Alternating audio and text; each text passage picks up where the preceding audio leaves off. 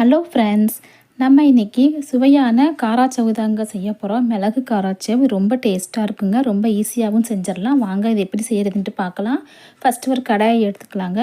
1 tumbler கடலை மாவு சேர்த்துருக்கேன். அதே டம்ளரில் 1 டம்ளர் வீட்டில் அரைச்ச இடியாப்ப மாவு சேர்த்துருக்குறாங்க. நீங்கள் கடையில் வாங்கின அரிசி மாவு சேர்த்துக்கிட்டாலும் பரவாயில்லைங்க.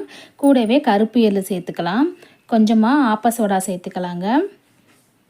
சேர்த்துட்டு தேவையான அளவு உப்பு சேர்த்துக்கலாம். 1/2 ஸ்பூன் மிளகாய் தூள் சேர்த்துக்கலாங்க. 3/4 ஸ்பூன் மிளகுத்தூள் சேர்த்துக்கலாம். கொஞ்சமாக ரீஃபண்ட் ஆயில் சேர்த்துக்கலாங்க. இது எல்லாத்தையும் சேர்த்துட்டு ஒன்று போல் கலந்து விடலாம். மிளகாத்தூள் கம்மி பண்ணிவிட்டு மிளகுத்தூள் நிறையா சேருங்க. ரொம்ப ஹெல்த்தியானது, டேஸ்ட்டும் சூப்பராக இருக்குங்க. எல்லாத்தையும் நல்லா ஒன்று போல் கலந்து விடலாம். அதுக்கப்புறமா நம்ம கொஞ்சம் கொஞ்சமாக தண்ணி சேர்த்துட்டு இந்த மாவு பிசைஞ்சிடலாங்க. தண்ணி அதிகமாக ஊற்றாமல் கொஞ்சம் கொஞ்சமாக சேர்த்துட்டு மாவு பிசைஞ்சிடலாம். நல்லா சாஃப்டாக இருக்கணுங்க.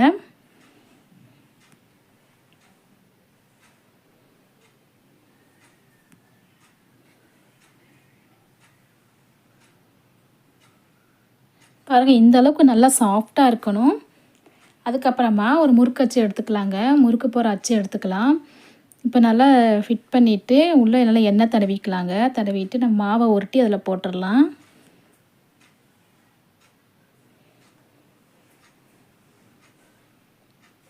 இப்போ எண்ணெய் நல்லா காஞ்சதுக்கப்புறமா நம்ம புழிஞ்சிடலாங்க.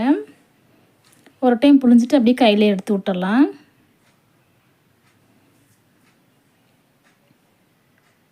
ரொம்ப அதிகமாக புளிய வேண்டாங்க. கொஞ்சம் கொஞ்சமாக புளிஞ்சு எடுத்தால் போதும். இந்த காராச்சேவு ரொம்ப ஈஸியாக செஞ்சிடலாங்க. சீக்கிரமே வெந்துடும். நல்லா வெந்ததுக்கப்புறமா திருப்பி விட்டுக்கலாம்.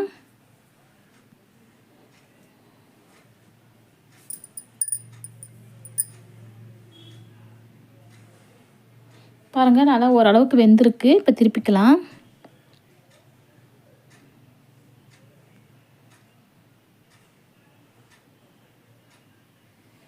இப்போ நல்லா எண்ணெய் சலசலப்பெல்லாம் நின்றதுக்கப்புறமா அதை வெளியில் எடுத்து வச்சிடலாங்க.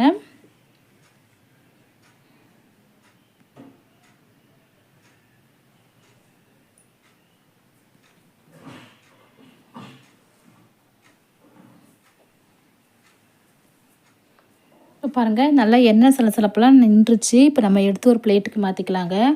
1 கப்பு அரிசி மாவு, 1 கப்பு கடலை மாவு சேர்த்தா கூட போதுங்க. நிறையா காராச்சேவு வரும். ஒரு வாரத்துக்கு கூட வச்சு சாப்பிட்டுக்கலாம். குழந்தைங்களுக்கு ஸ்நாக்ஸுக்கும் யூஸ் ஆகும்.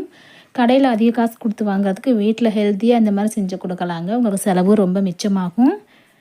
இப்போ எல்லாமே வெந்துருச்சுங்க, எடுத்துடலாம். மறுபடியும் கொஞ்சம் எண்ணெய் காஞ்சதுக்கப்புறமா மறுபடியும் புழிஞ்சு எடுத்துடலாங்க. எண்ணெய் நல்லா காய வச்சு தாங்க போடணும். அப்போ தான் சீக்கிரமாக வேகும். காயாமல் போட்டிங்கன்னா அப்படியே உள்ளே அமுந்தி போயிடும், வேகாதுங்க.